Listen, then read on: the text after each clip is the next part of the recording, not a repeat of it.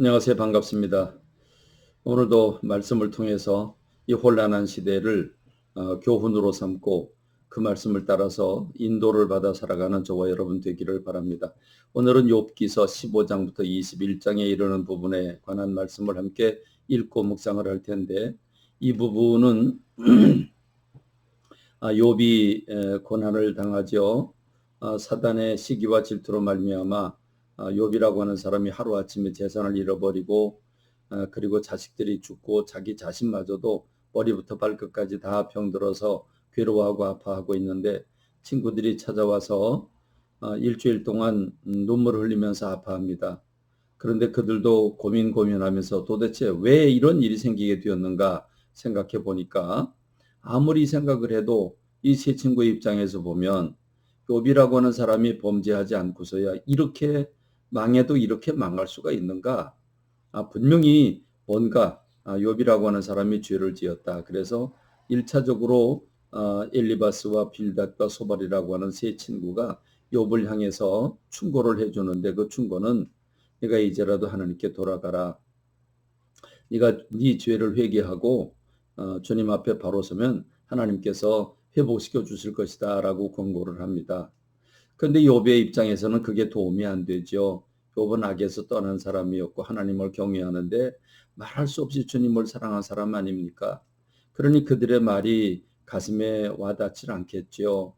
나는 하느라고 했고, 나는 신실하게 살았고, 난 정말 주님께 죄 짓지 않고 살으려고 몸부림쳤는데 하나님이 나를 버리셨다고, 하나님 나를 치셨다고 이렇게 얘기를 하니까, 그들은 결국 두 번째 대화에서 이렇게 얘기를 합니다. 그러면 하나님이 악하다는 거냐? 너를 치신 하나님이 그러면 악하시다는 거냐? 그러면서 그들이 오히려 욥이라고 하는 사람에 대해서 처음에는 욥이 범죄해서 그랬나 보다 그렇게 생각을 했는데, 확실히 이릅니다. 욥이 범죄했구나. 그래서 욥이 악한 사람이로구나. 그러니까 이렇게 됐구나 생각을 하고, 그때부터는 욥이라고 하는 사람을 정죄합니다. 내가 악한 행위를 했으니까 이런 결과가 오지 않았는가? 그러니까 너 회개해야 된다라고. 그리고 악한 사람은 하나님으로부터 악한 자의 벌을 받게 돼 있다 이렇게 얘기를 합니다. 그래서 엘리바스는 이렇게 얘기를 하죠. 악을 저지르기를 물 마시듯 하고, 그리고 너는 가증하고 부패하기까지 하다고. 왜냐하면 자기가 의롭다고 하니까 엘리바스 입장에서 보면 그렇게 보이는 거죠.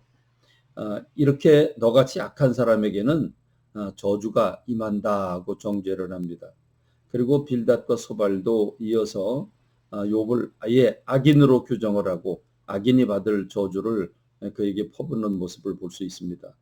욥이라고 하는 사람이 너희들은 참 재난을 주는 위로자들이라고, 너희가 내 마음을 괴롭히고 말로 나를 짓부수기를 어느 때까지 할 거냐고, 그러면서 하나님께서 나를 버리셔서 고난을 허락하셨고, 그래서 나는 친구들도 종들도 친척들도 형제들도 사람들이 다 나를 떠났고 나를 무시하고 있다고 아파하고 있습니다. 그러면서 한 가지 질문을 던집니다. 그래, 너희들의 말대로 선한 자가 복을 받고 악한 자가 저주를 받는다고 치자. 세상을 봐라. 그럼 어째서 악한 자들이 저렇게 형통하냐? 악한 사람들, 거짓과 권모술수와 세상적인 부정과 부패를 가지고 그 권력을 이용해서 평안을 누리고 평안히 죽는 사람이 얼마나 많냐? 그 대답해봐라. 그러면서 이제는 더 이상 그들과 더불어 대화가 되지 않으니까 하나님을 향해서 울부짖는 겁니다. 여러분, 이 욥이라고 한 사람을 보면서 결국 우리들의 삶의 모습을 보여주고 있는 것 같습니다. 부부가 서로 부부 싸움을 하지요. 여러분, 부부 싸움 할 때는 어떻습니까? 우리 한번 솔직히 얘기해 봅시다. 남편은 남편대로, 아내는 아내대로 자기 입장에서 사건을 해석합니다. 자기 입장에서 해석을 하니까 억울하고 화가 나지요.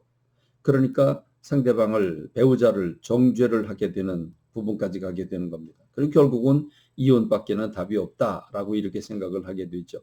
잘못된 판단을 하고 그 잘못된 판단에 대한 확신을 가질 때 그 결과는 아주 무서울 정도로 비참하게 됩니다. 부모와 자녀과의 관계도 그렇죠.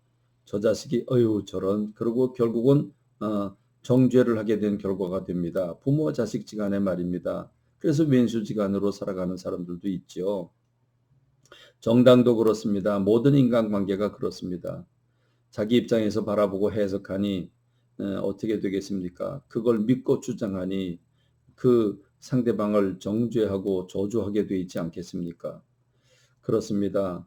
욥이라고 하는 사람은 이제 사람과 대화가 통하지 않으니까 하나님 앞에 기도해도 응답도 안 하시니까 그래서 그는 이렇게 혼잣말처럼 이렇게 얘기를 합니다. 나의 말이 곧 기록되었으면 책에 쓰여졌으면 철필과 납으로 영원히 돌에 새겨졌으면 좋겠다. 그런데 우리가 그 욥이 한 말을 우리가 글로 읽고 있다고 하는 게 참 신비롭습니다. 그는 이렇게 신앙을 고백합니다. 내가 알기에는 나의 대속자가 살아계시니 마침내 그가 땅 위에 서실 것이라. 내 가족이 복김을 당한 뒤에도 내가 육체 밖에서 하나님을 보리라. 내가 그를 보리니 내 눈으로 그를 보기에 낯선 사람처럼 하지 않을 것이다. 내 마음이 초조하구나. 그럽니다. 욥이라고 하는 사람은 결국 구속자가 살아계시다. 구속자가 살아계시다. 영적인 영안이 굉장히 밝은 사람이고 영적으로 깊은 사람이었습니다. 분명히 하나님 나를 버리지 아니하시고 나를 붙잡으실 텐데 혹 내가 설령 내가 죽는다고 할지라도 내 육체 밖에서 내 가족이 벗김을 당한 뒤에도 내가 육체 밖에서 하나님을 버리라. 그 영원히 존재하고 영혼이 존재하고 영원히 죽지 않는다는 걸 알았기 때문입니다. 그는 부활신앙을 가졌습니다. 욥이라고 하는 사람처럼 이 신앙에서 이 고난에서 승리하고 이 고난에서 믿음을 버리지 아니하고 굳게 서고 영적 고백하는 제가 되고 여러분이 되기를 간절히 소망합니다. 감사합니다.